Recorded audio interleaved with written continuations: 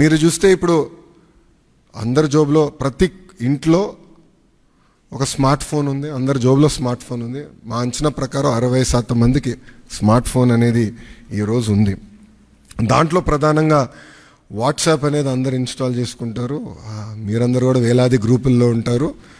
నాకు కూడా ప్రభుత్వం పొరపాట్లు చేస్తే నాకు కూడా ఇక్కడున్న మీడియా మిత్రులతో సహా ప్రజలు కూడా మెసేజ్లు చేస్తాం జరిగింది.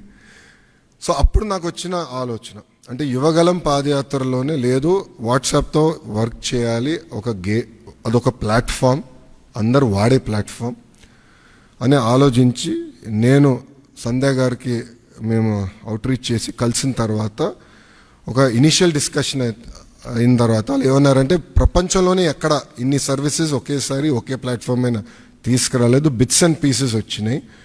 సో ఆర్టీసీ చేసి ఉండొచ్చు, లేదంటే మున్సిపాలిటీ చేసి ఉండొచ్చు, ఎవరు వాళ్ళు చేశారు. యాజ్ అ స్టేట్ ఎవరు చేయలేదు.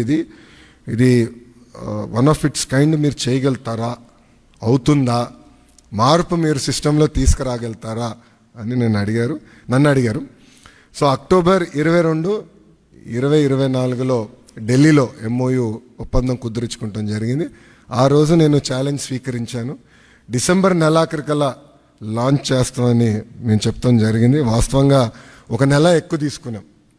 సో 3 నెలలు 9 రోజుల తర్వాత అంటే MOU సంతకం పెట్టిన 3 నెలలు 9 రోజుల తర్వాత ఇది లాంచ్ చేస్తాం జరిగింది.